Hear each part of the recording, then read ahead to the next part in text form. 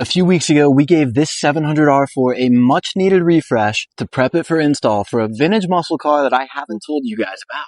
And now that we're prepped and ready to go, I'm about to haul this to the shop so we can drop the trans of the old one, install this one, and get this car back on the road.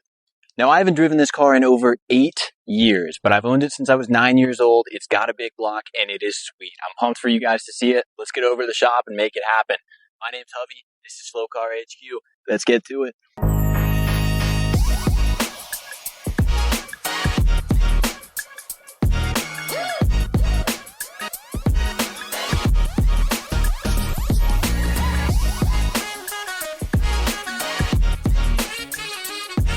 All right, guys, we are here at the first shop. We got a trailer hooked up to my step side OBS. We're going to load that muscle car up on this trailer, bring it over to another shop, and then get this swap started. I'm going to put you guys on a time lapse, and you can watch in real time as Slow Car HQ levels up.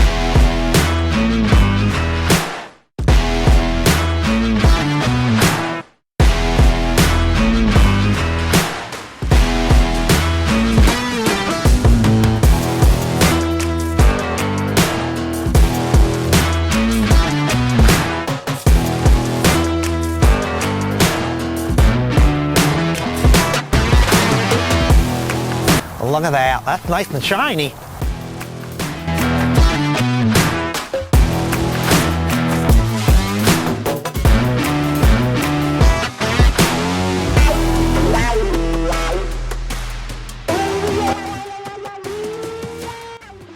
That ain't going anywhere. All right, the Chevelle's on the trailer. We're strapped to the OBS. Now, I built the brakes on this thing, so time to find out if we did a good job. Yep, I'm flying through the air. This is not good.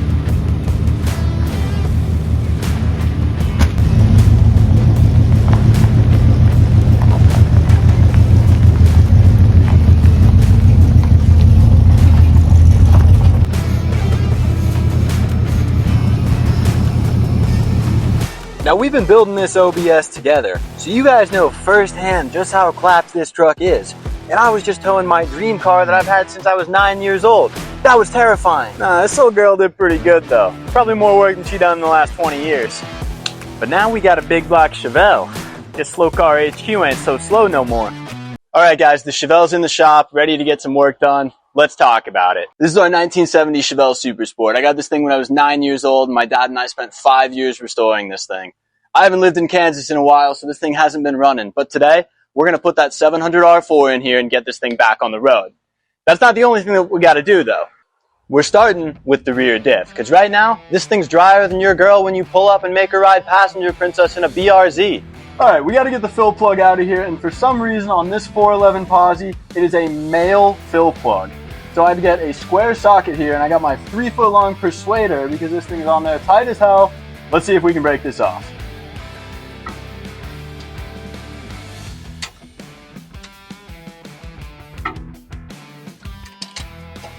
Easy as that.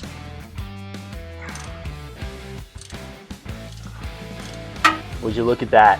Now look, guys, I've been doing this a long time, and if there's one thing I've learned, it's that you gotta have the right tool for the job. Now this is a fill till spill, so you're gonna pour it in here until you make a mess. Let's get to it.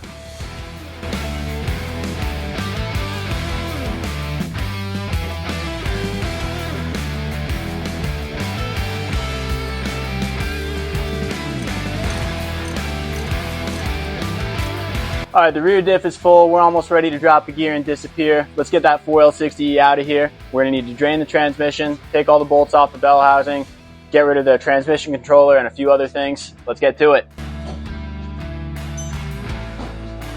Yeah.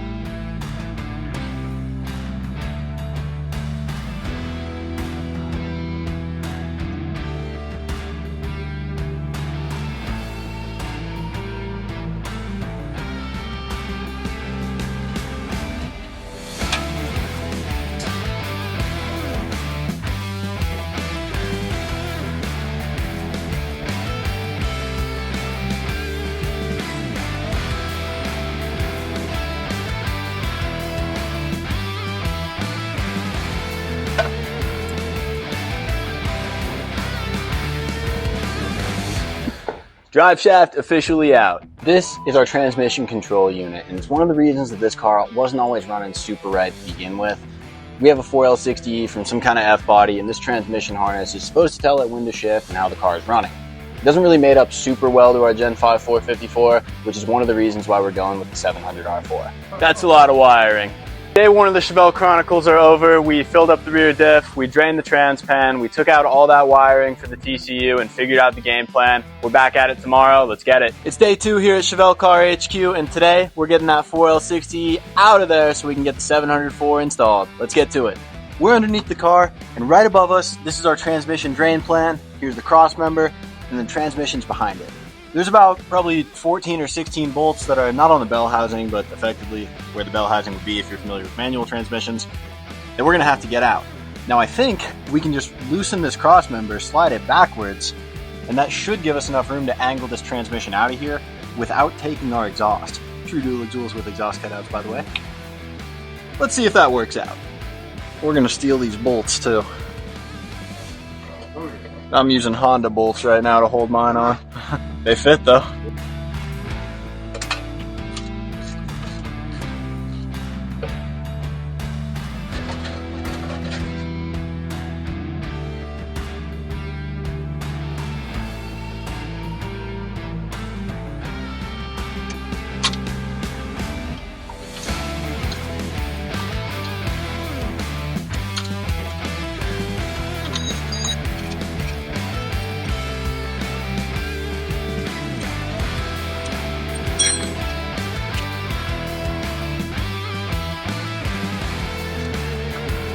Shift linkage officially off.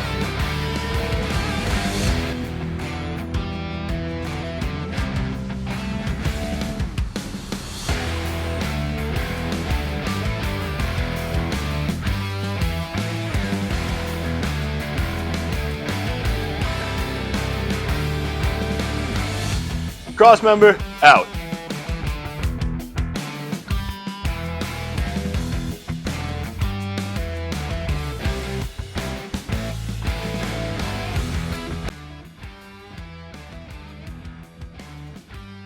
Oh shit, not good. Oh, did I not tell you guys why we were pulling this transmission? In addition to our 4L60 not being super well mated to the Gen 5 454 and our rear diff, you guys might have noticed we have a huge crack up here, which is actually not great for power delivery. So, when this broke about 8 years ago and we parked the car, we knew that we were going to have to put a new transmission in it. And that's when we started thinking about what else we could put in it, and we landed on the 700R4, which brings us to this. This is a 1988 700R4, and the reason we're going with this is because it's still a 4-speed automatic, it's pretty plug and play to a Gen 5 454, and it's way simpler than a 4L60E. The only connections that we're rocking with are a TV cable that goes from the transmission up to our Edelbrock carburetor, a speed sensor, 2 transmission lines, and then our shift linkage. Alright, that's it for day 2. Tomorrow, this thing goes in. Day 3 of getting this Chevelle back on the road, and we're not stopping until this 700R4 is mated to that 454. Let's quit talking about it and get to it.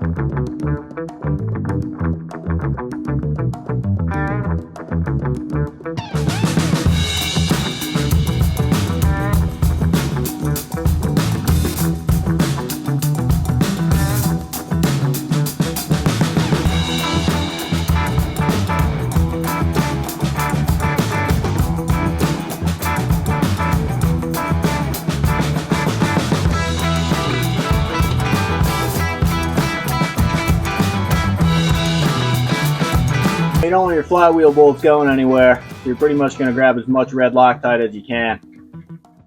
I think that'll be all right.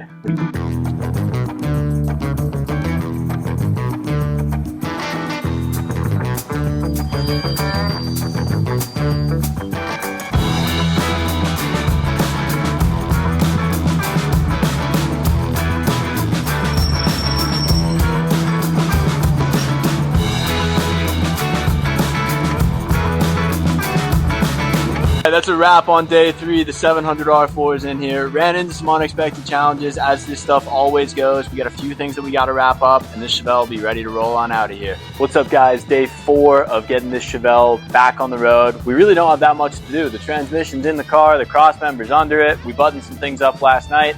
Now we really just got to do our shift linkage, our TV cable, and a couple other odds and ends. Let's get to it. This transmission fluid dipstick looks bad, makes me look like a dipstick, and I don't even know if it's going to clear the hood. Let's fix that. Much better.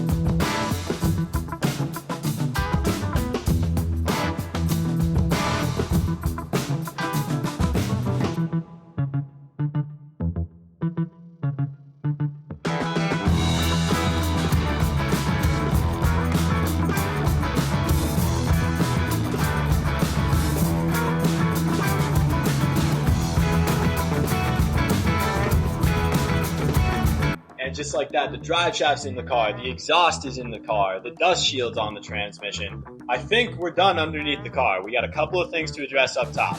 Let's do it.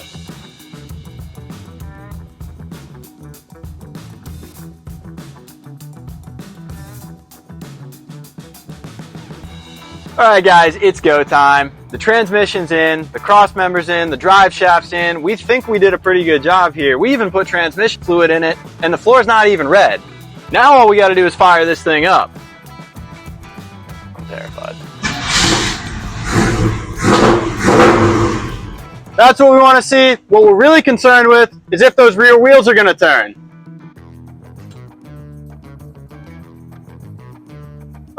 Alright guys, here's the deal. Nobody makes good parts anymore, because why would they? The aftermarket dipstick that we got for the transmission, of course, had a leak. That said, we did just swap the transmission, and the only leak was a parts failure that wasn't our fault. Great success. So I'm not too upset about it. We're going to throw the OEM dipstick in there, get this thing good to go. But at the end of the day, the Chevelle runs, the transmission's good, and it'll roll. We're ready to get this thing out of here. So with that being said, of course it's been a long week. We've been here every single night working on this thing, but we've made a ton of progress. Let's check it out. All right, guys, we altered the plans just a little bit, ended up bringing the Chevelle to my apartment where we can do a ton more work on it. At the end of the day, our 700 R4 is in it, and the Chevelle will go into gear and reverse. We don't know if we have the top gears yet, but that's part of the fun. So anyway, if you guys want to see a lot more that we're going to be doing to this build and our other cars, hit that follow and join the next big car channel on YouTube, Slow Car HQ.